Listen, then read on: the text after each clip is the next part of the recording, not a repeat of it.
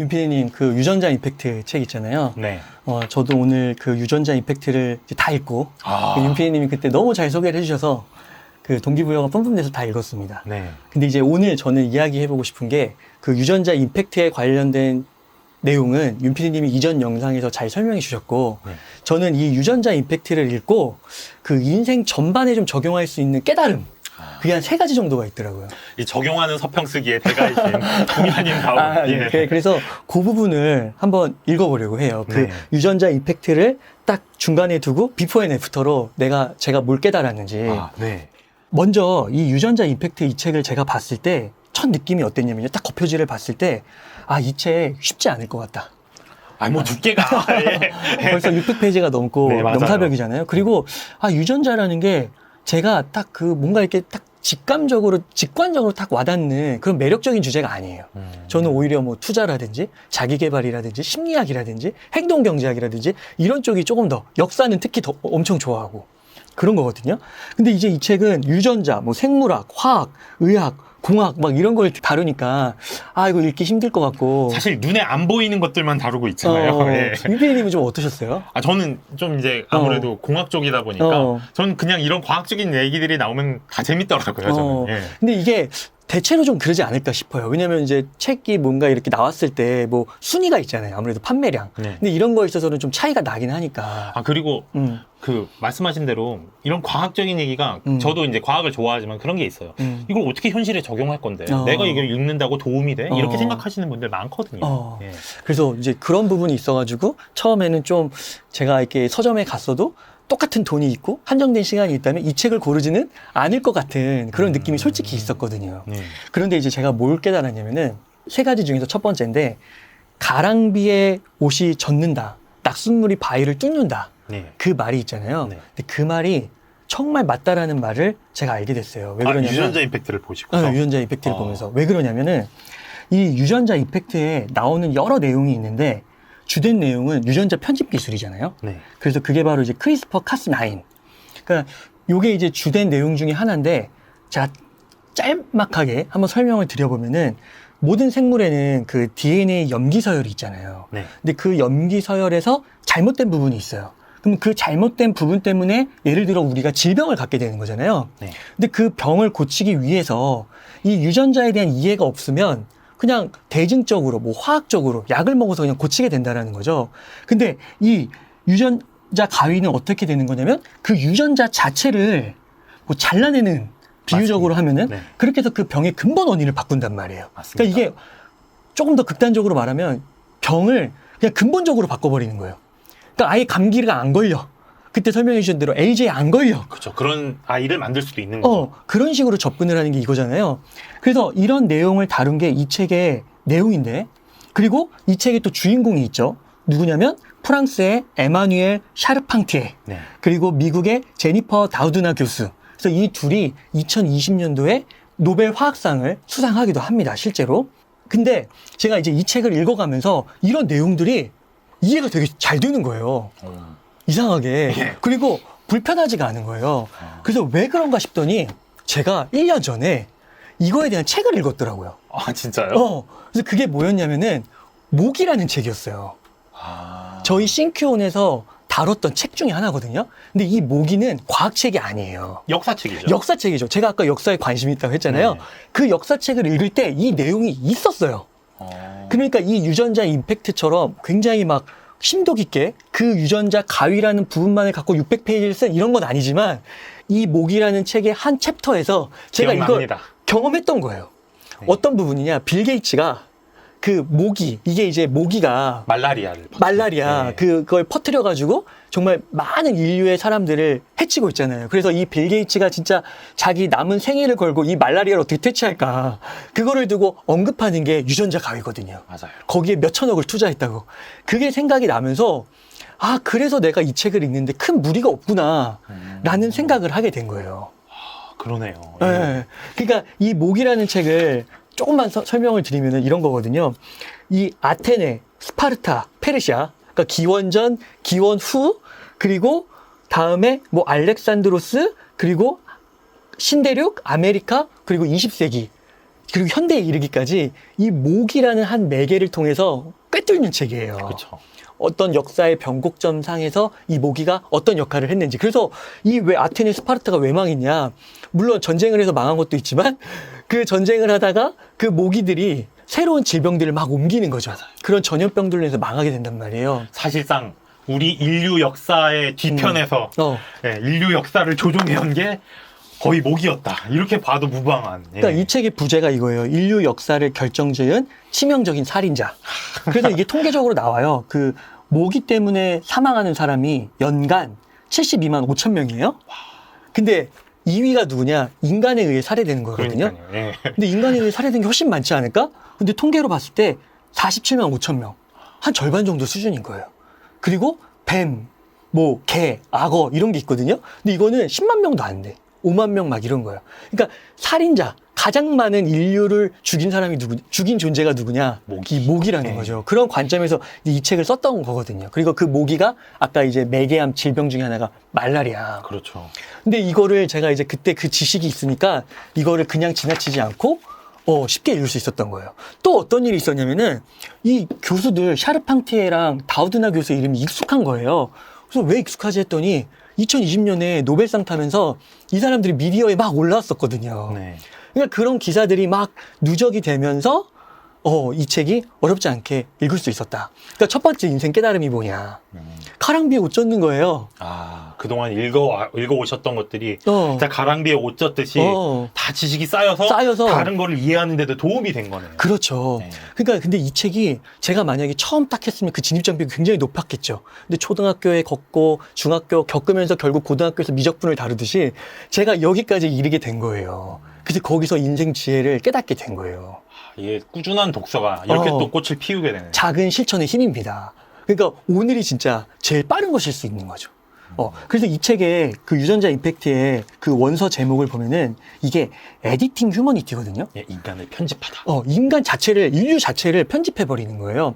근데 이게 또 잘 생각해 보면은요, 엄청난 거거든요. 그때 제가 이전 영상에서 윤 PD님이 설명해 줄 때 정말 마음에 와닿았던 한마디가 뭐냐면, 모빌리티 혁명도 엄청나잖아요. 네. 자율주행. 네.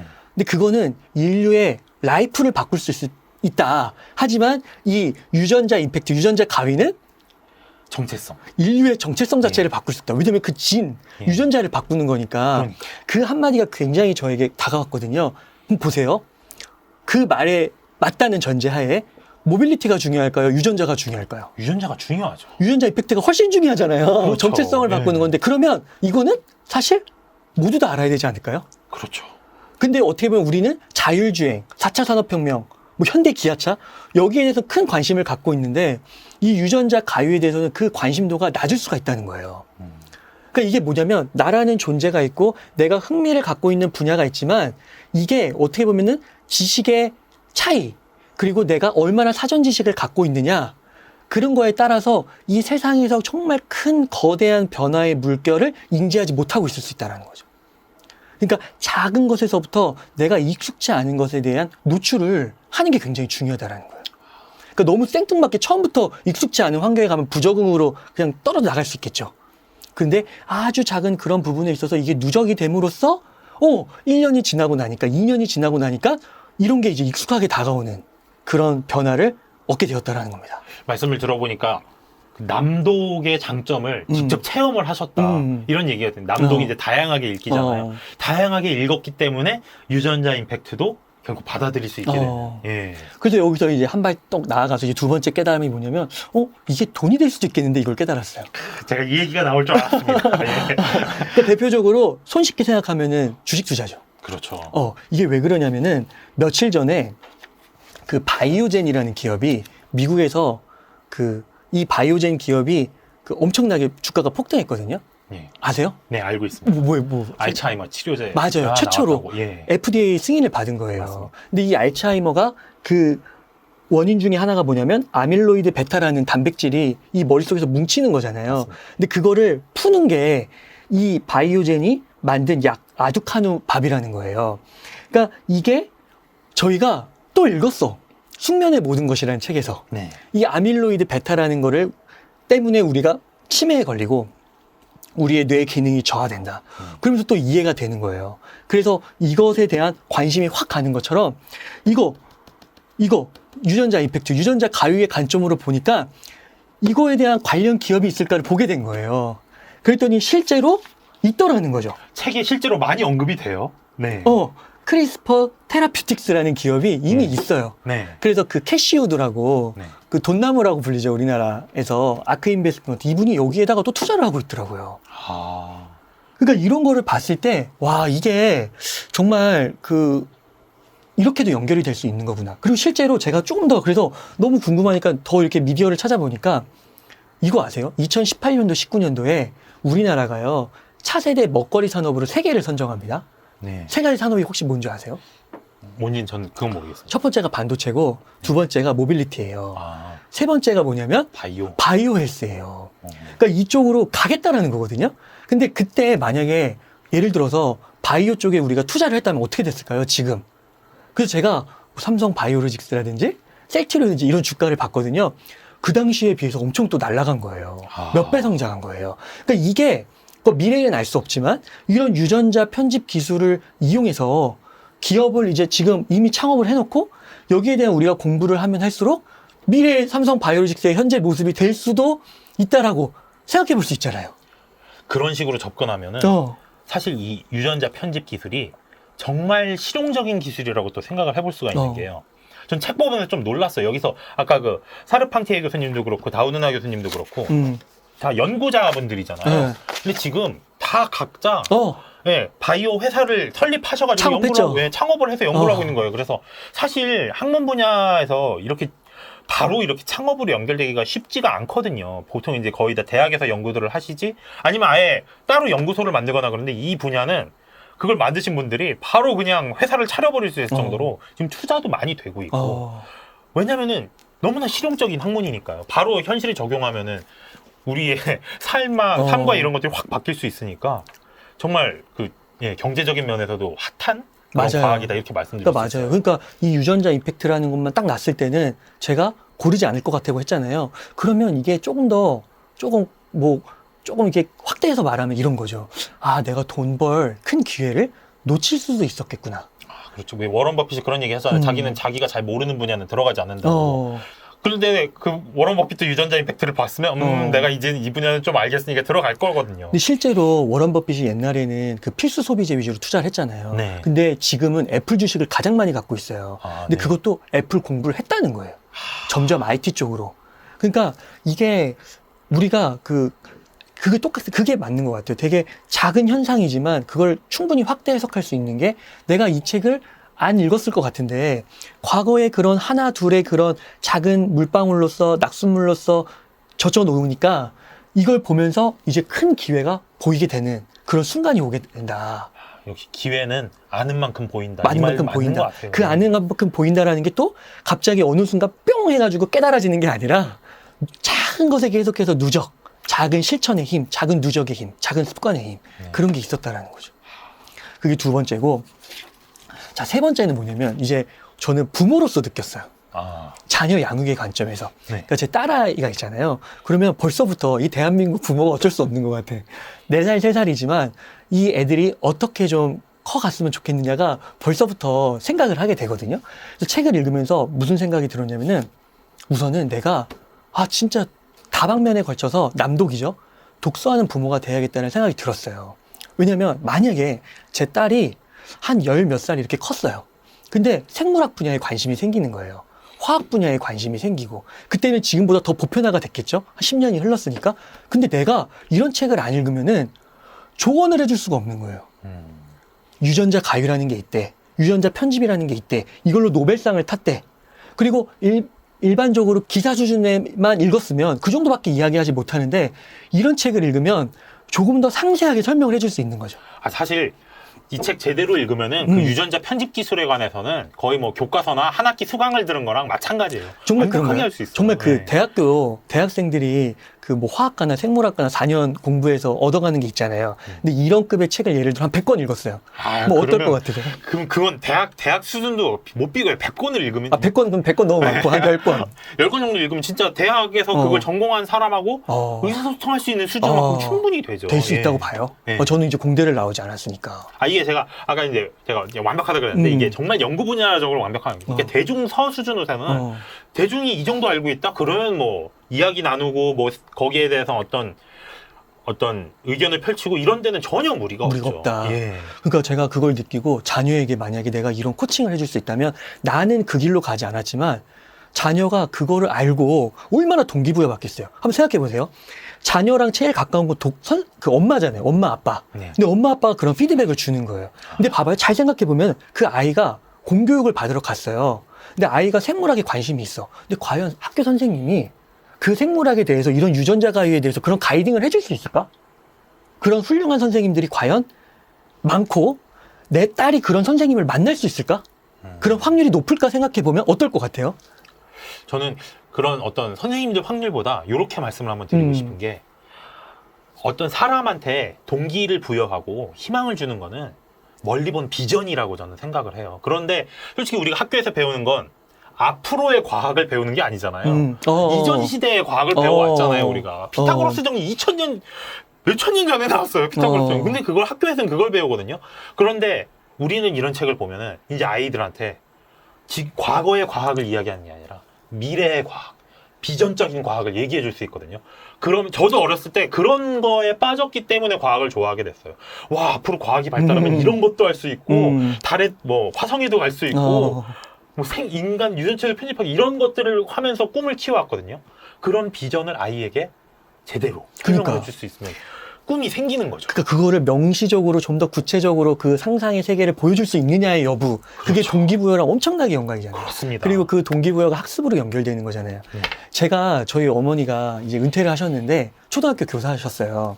근데 되게 인상 깊은 최근의 대화가 있어요. 그 어머니가 이제 어떻게 보면 저희가 뭐 정체성으로 하나 유튜버로도 정체성을 갖고 있는 거잖아요. 근데 어머니가 은퇴하기 한 5년 전쯤에 학생들이 꿈이 유튜버라고 하는데 유튜버가 뭔지를 설명을 해줄 수가 없었다는 거예요. 근데 뭐 신문에서 유튜버가 뭐 뜨는 직업이다. 그리고 설문조사하면은 뭐 3위 안에 든다. 이런 게 있으니까 그냥 해봐라. 요 정도 동기부여 해줬다는 거예요. 관심 갖고 해봐. 근데 그때는 어머니가 유튜브를 안 보셨어. 그러니까 구체적인 피드백이 들어갈 수가 없죠. 근데 지금은 저희 어머니는 유튜브 없이는 생활이 불가능하다고 얘기를 하거든요. 뭐 은퇴 후의 삶, 뭐 재테크적인 면도 있고, 뭐 독서, 교육 이런 거에 아직도 여전히 관심을 갖고 계시고, 또 저희 딸을 같이 양육하시면서 딸에게 어떤 그런 가이딩을 해줄까 이런 거 관심이 많으니까 유튜브를 통해서 막 지식들을 많이 습득을 하세요. 바로 이거라는 거죠. 우리가 이런 책을 읽음으로써, 특히 부모가 읽음으로써 자녀에게 얼마나 그런 구체적인 가이드를 다른 사람과 비교했을 때 더 구체적인 그런 것들을 줄 수 있는지. 그래서 이 책에 제가 이제 샤르팡티에랑 제니퍼 다우드나 교수 이런 두 교수를 좀 중점적으로 말씀을 드렸지만 되게 다양한 과학자들이 나오잖아요. 엄청 많이 나오죠. 심지어 그 두 분하고 노벨상 경쟁을 했던 분들도 나오고. 그리고 거기 김진수 교수님, 서울대학교 교수님도 나오잖아요. 근데 그 중에 저는 또 인상 깊었던 한 인물이 우르노프라는 사람이에요. 이게 러시아, 그러니까 소련 시절 때의 그 과학자인데 1970년대 소련 출생의 과학자인데 이분이 되게 독특하더라고요. 어렸을 때부터 독서 환경에 노출이 되긴 했어요. 부모님도 좋아하시고. 근데 과학이 아니라 문학이었어요. 부모님들이. 그래서 뭐 예를 들면은 찰스 디킨스나 마크 트웨인 이런 책들을 많이 읽었거든요. 근데 그 부모님 중에 한 분이 과학자였고 친구 중에 한 분이 과학자였고 그분이 어느 날 그 제임스 왓슨의 이중나선이라는 책을 이렇게 건너서 이렇게 읽게 된 거예요. 이 친구가 14세 때. 근데 뭐 이해는 했겠습니까? 근데 그때 생물학에 꽂힌 거야, 이 애가. 그래가지고 얘가 이제 대가가 되는 겁니다. 그러니까 그 독서 환경 그리고 부모가 그렇게 독서 환경을 제공해 주기만 하면은 좀 생뚱맞은 분야라고 볼 수도 있는데 이게 이렇게도 연결이 돼서 나중에 10년, 20년 지나면은 이렇게 대가가 될 수도 있다라는 거예요. 이 부분도 참 재밌더라고요. 성장적인 측면에서. 이게 복잡계에서의 성공 전략이 저희가 있잖아요. 많이 시도해서 기회를 하나라도 포착을 하자 이런 식으로 하는데 말씀하신 대로 다양한 책을 읽으면은 거기서 어떤 게 이렇게 확 터질지 모르는 거예요. 이 아이는 그저 책을 많이 읽는 환경에 노출되었을 뿐인데 그 중에서 한 생물학 책에 완전 꽂혀가지고 그게 가능성이 확 커진 거 아니에요. 그러니까 말씀하신 대로 책을 많이 읽는 환경이 기회를 많이 얻는 환경이 되는 것이죠. 그렇죠. 그래서 저는 부모하는 독서가 돼야 된다. 이게 되게 강력해진 거예요. 가정에서. 부모하는 독서라고 하셨어요 지금. 어? 부모하는 독서라고. 그래서 독서하는 부모가 돼야 되겠다. 네네. 이렇게 생각을 한 거예요. 네. 그리고 이제 만약에 내가 독서를 하지 않고 이런 거를 가이딩하지 못하면 이렇게 될 것 같아요. 소위 사자 들어가는 직업을 똑같이 권하지 않을까. 근데 윤필이님도 한번 생각해보면 그렇잖아요. 저희 대학교 때 사자 들어가는 직업과 지금 이제 거의 15년 이렇게 흘러온 지금에서의 사자 들어가는 직업의 권위가 다르잖아요. 네. 벌써 위치가 달라요. 저는 그게 느껴져요. 그러니까 이런 거를 봤을 때, 아, 이게 정말 넓게 생각하고 정말 이런 것들을 상세하게 좀 그려줄 수 있는 게 필요하다라는 생각을 하게 되었습니다. 조금 더 제가 이제 마지막으로 최근 뉴스를 하나 더 언급을 하면은 최근에요. 재밌는 기사를 제가 또 하나 봤는데 저희 그 매일경제, 그 홍성룡 기자님이 일하시는 그 매일경제에서 카이스트 총장님하고 포스텍 총장님을 인터뷰를 한 기사가 있더라고요. 네.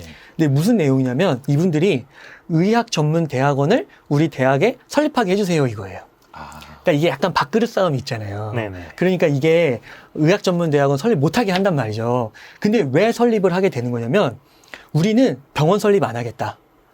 병 고치는 의사를 만들려고 하는 게 아니다. 연구하는 의사를 만들기 위해서 이걸 설립해야 된다고 이야기하시거든요. 그 중에 강력한 명분이 뭐냐면요. 이 시장이요. 2200조래요. 바이오 헬스 분야가 의과학자를 통해서 우리가 부가가치를 얻을 수 있는 게. 근데 이게 반도체의 4배라는 거예요.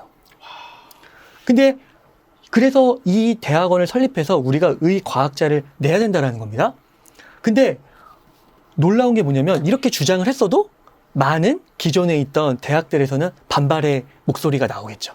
그렇죠. 의사가 많이 배출이 되면 아무래도 그런 소위 밥그릇 싸움에서 많이 또 쪼개서 지금도 의사 많다고 뭐 이런 얘기들 나오잖아요. 네. 근데 재밌는 게 있어요. 보세요.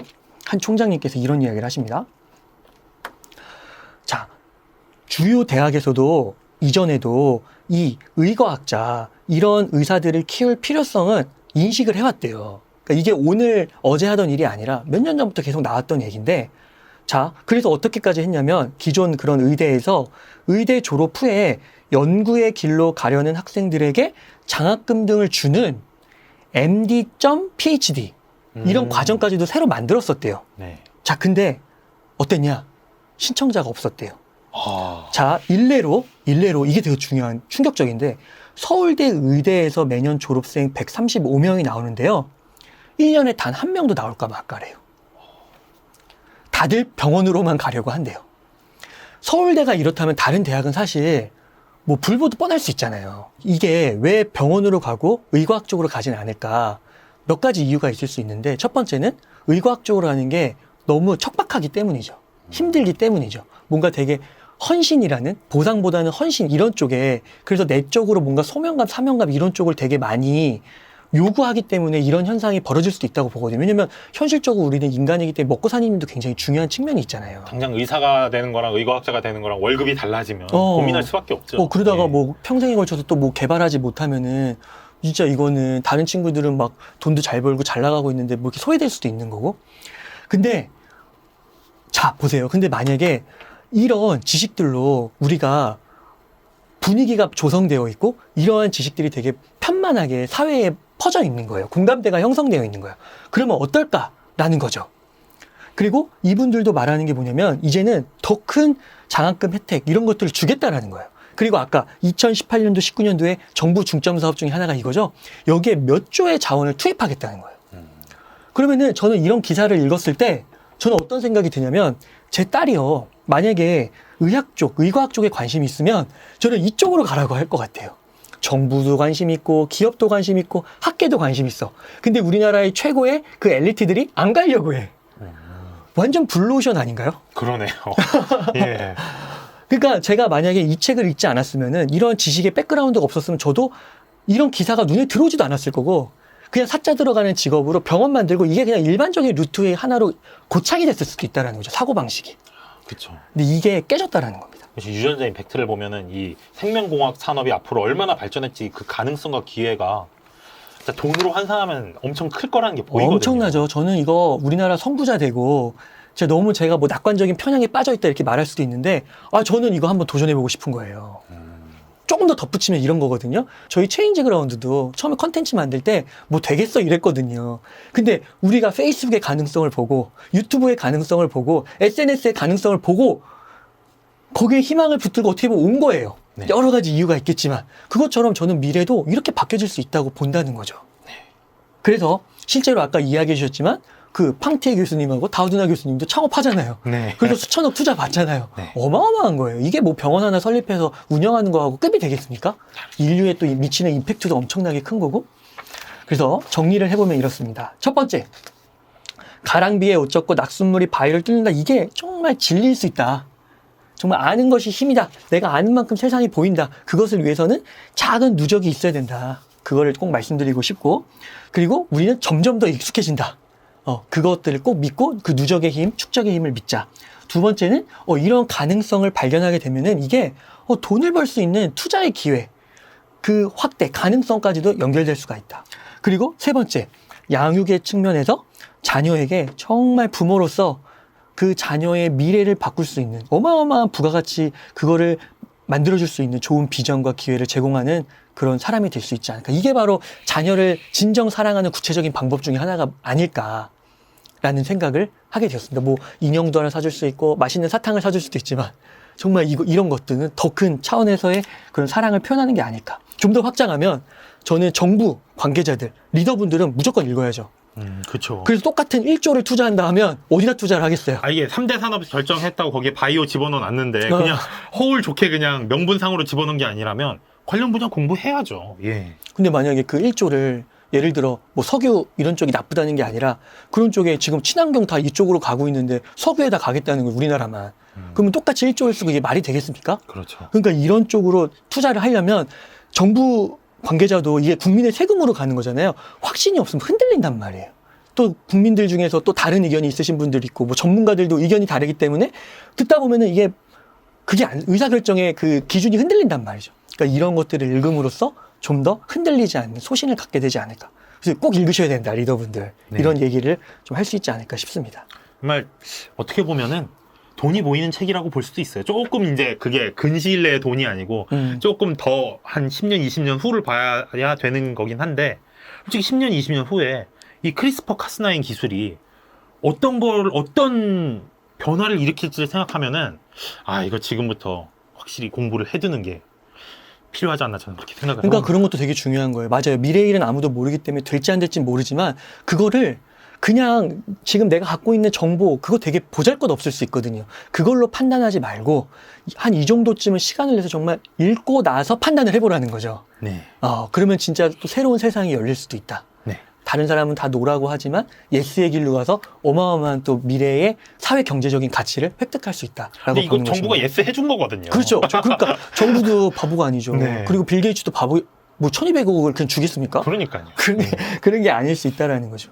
그래서 오늘은 제가 이제 유전자 임팩트 이 책의 중심 내용을 지난번에 너무 윤 PD님이 잘 설명해 주셔서 그거는 여기 이제 링크로 달아드릴 테니 그거 한번 보시고 오늘은 제가 이 책을 읽음으로써 이런 게 정말 지혜구나, 인생의 지혜구나 그렇게 해서 한 3가지를 정리해서 여러분들께 한번 소개해 보셨는데 여러분들도 이런 인생의 지혜를 한번 맛보셨으면 좋겠습니다.